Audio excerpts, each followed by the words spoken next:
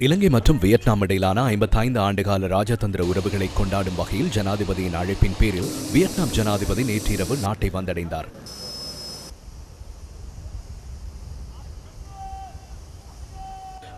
ஆண்டுகளுக்கு பிறகு வியட்நாம் ஜனாதிபதி ஒருவர் இலங்கைக்கு விஜயம் செய்வது இதுவே முதல் முறையாகும். நேற்றிரவு கட்டுநாயக்க விமான நிலையத்தை வந்தடைந்த வியட்நாம் ஜனாதிபதியை பிரதமர் கலாநிதி ஹாரினி அமரசூரிய உள்ளிட்ட குழுவினர் வரவேற்றனர்.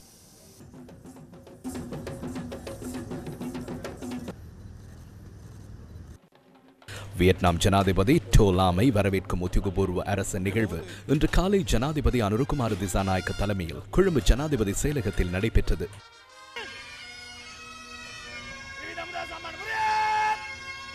ஜனாதிபதி செயலக வளாகத்திற்கு வருகை தந்த வியட்நாம் ஜனாதிபதியை வரவேற்ற பின்னர் இரு நாட்டு தலைவர்களும் விசேட மேடைக்கு அழைத்துச் செல்லப்பட்டனர்.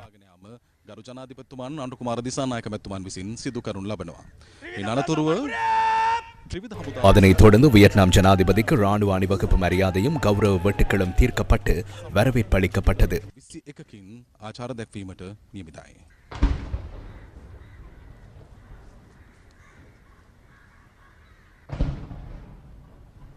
வியட்நாம் ஜனாதிபதி டோ லாமின் இந்த விஜயத்தை முன்னிட்டு இலங்கை மற்றும் வியட்நாம் இடையே பல துறைகள் தொடர்பான புரிந்துணர்வு ஒப்பந்தங்கள் கையெழுத்திடப்பட்டன. சுற்றுலா, பாதுகாப்பு விவகாரங்கள், சமய, சிவில், வர்த்தகம், போக்குவரத்து மற்றும் பொருளாதாரம், விஞ்ஞானம் மற்றும் தொழில்நுட்பம் ஆகிய துறைகள் தொடர்பான புரிந்துணர்வு ஒப்பந்தங்கள் பரிமாறிக்கொள்ளப்பட்டன. மேலும் வியட்நாம் அரசாங்கத்தினால் இலங்கைக்கு 100 மெட்ரிக் டன் உரம் வழங்கும் ஆவணங்களும் இதன்போது பரிமாறப்பட்டன. இலங்கை மற்றும் வியட்நாம் இடையே புதுப்பிக்கத்தக்க எரிசக்தி, தகவல் தொழில்நுட்பம் மற்றும் செயற்கை நுண்ணறிவு போன்ற நவீன துறைகளில் ஒத்துழைப்பை பலப்படுத்துவதுடன் பாதுகாப்பு ஒத்துழைப்பு, விவசாய தொழில்நுட்ப பரிமாற்றம் மற்றும் அறுவடைக்கு பின்னரான முகாமைத்துவம் போன்ற விடயங்கள் குறித்தும் இதன்போது விசேட கவனம் செலுத்தப்பட்டது. இலங்கையின் உட்கட்டமைப்பு அபிவிருத்தி, சுற்றுலா மற்றும் உற்பத்தி துறைகள் உள்ளிட்ட முக்கிய துறைகளில் முதலீடு செய்யுமாறு ஜனாதிபதி அனுரகுமார திசாநாயக்க வியட்நாம் தொழில் முயற்சியாளர்களுக்கு அழைப்பு விடுத்தார். இதனைத் தொடர்ந்து இரு நாட்டு தலைவர்களின் கூட்டு ஊடகவியலாளர் சந்திப்பு நடைபெற்றது.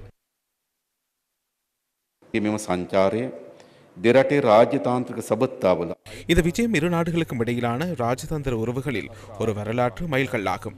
இரு நாடுகளுக்கும் இடையிலான பொருளாதார ஒத்துழைப்பை வலுப்படுத்துவதற்கான ஒரு சிறந்த சந்தர்ப்பமாக இதனை எமது இரு நாடுகளும் கருதுகின்றன. 2030ஆம் ஆண்டளவில் இருதரப்பு வர்த்தகத்தை $1 பில்லியன் அமெரிக்க உயர்த்துவதே எமது இலக்காகும்.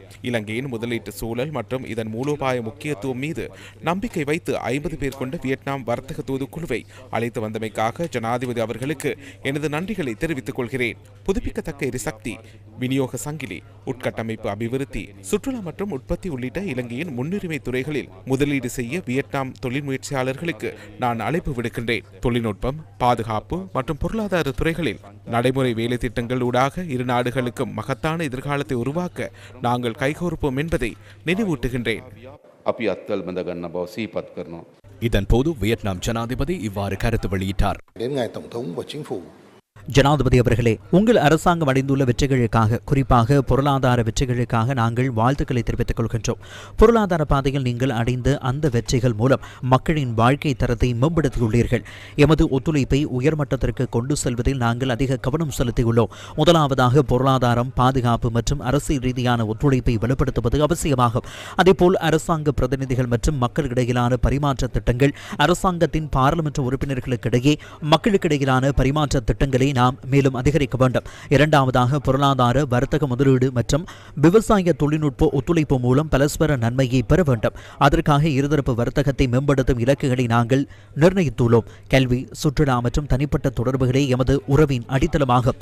நாம் இலங்கை தொடர்பில் நம்பிக்கையுடன் இருக்கின்றோம். போக்குவரத்து மற்றும் கடல்சார் போக்குவரத்தில் சுதந்திரம் மற்றும் பாதுகாப்பை உறுதிப்படுத்த வேண்டும். சர்வதேச சட்டங்கள் மற்றும் கடல்சார் சட்டங்களுக்காக ஐக்கிய நாடுகள் உடன்படிக்கைக்கு அமைய செயற்பட வேண்டியதன் அவசியத்தை நாங்கள் உறுதிப்படுத்த வியட்நாம் மற்றும் இலங்கை இடையிலான இந்த உறவுகளை மேலும் உயர்ந்த நிலைக்கு கொண்டு செல்வதன் மூலம் இரு நாட்டு மக்களுக்கும் அமைதி, செழிப்பு மற்றும் வளர்ச்சியை உருவாக்க முடியும்.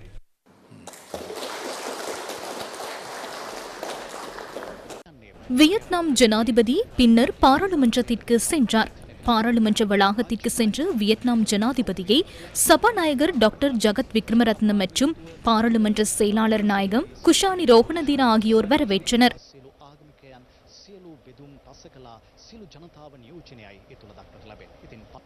Right about now, வரவேற்பை தொடர்ந்து சபாநாயகருக்கும் வியட்நாம் ஜனாதிபதிக்கும் இடையில் குறுகிய நேர சந்திப்பு இடம்பெற்றது. தொடர்ந்து வியட்நாம் ஜனாதிபதி பாராளுமன்றத்தில் உரை நிகழ்த்தினார். சர்வதேச அரசு தலைவர் ஒருவர் 11 வருடங்களுக்கு பின்னர் இலங்கை பாராளுமன்றத்தில் நிகழ்த்திய உரையாக இது அமைந்தது.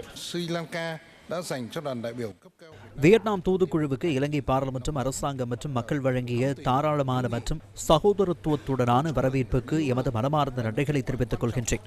கௌரவ ஜனாதிபதி அனுருகுமார் திசாநாயக் அவர்களின் வியட்நாம் விஜயத்தின் ஊடாக எமது இரு நாடுகளுக்கும் இடையிலான உறவு மேலும் பலப்படுத்தப்பட்டுள்ளது. பரஸ்பர ஒத்துழைப்பு அதிகரித்து அத்தோடு சுபீட்சம் ஏற்பட்டது. இலங்கை மற்றும் வியட்நாம் இணைந்து வெற்றியடைய வேண்டிய துறைகள் தொடர்பாகவும் வியட்நாம் ஜனாதிபதி இதன்போது சுட்டிக்காட்டினார்.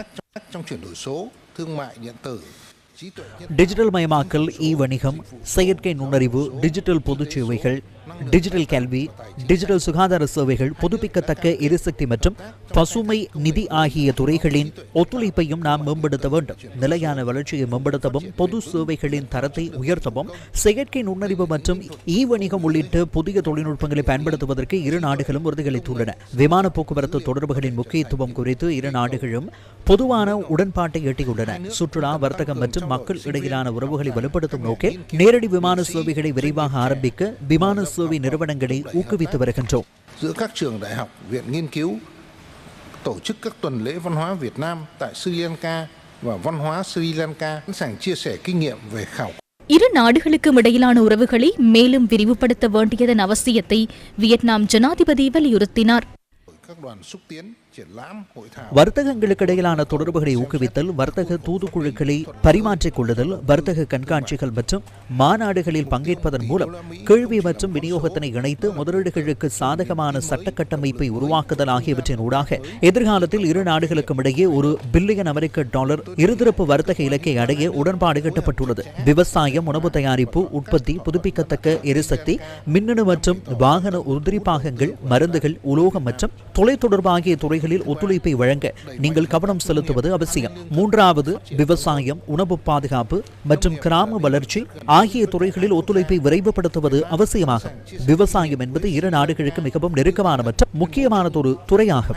2025, tôi tin rằng hợp tác nông nghiệp giữa hai nước không chỉ tạo ra thêm giá trị kinh tế mà còn góp phần bảo đảm an ninh lương thực, sinh kế cho người dân nông thôn. இலங்கை மற்றும் Vietnam இடையிலான நட்புறவு இரு நாடுகளினதும் முன்னேற்றத்திற்கு வழிவகுக்கும் என ஜனாதிபதி நம்பிக்கை வெளியிட்டார். இரு நாடுகளுக்கும் இடையே நிலவுகின்ற பாரம்பரிய நட்புறவை சுதந்திரமாக மேம்படுத்தி அரசியல் நம்பிக்கையை வலுவான பொருளாதார ஒத்துழைப்பாகவும் கலாசார பரிமாற்றங்களை ஆழமான பரஸ்பர புரிதலாகவும் மாற்றுவதையே வியட்நாம் இன்று எதிர்பார்க்கின்றது.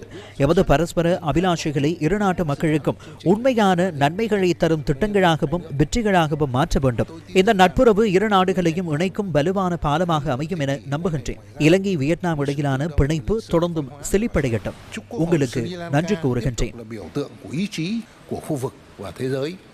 Xin trân trọng cảm ơn.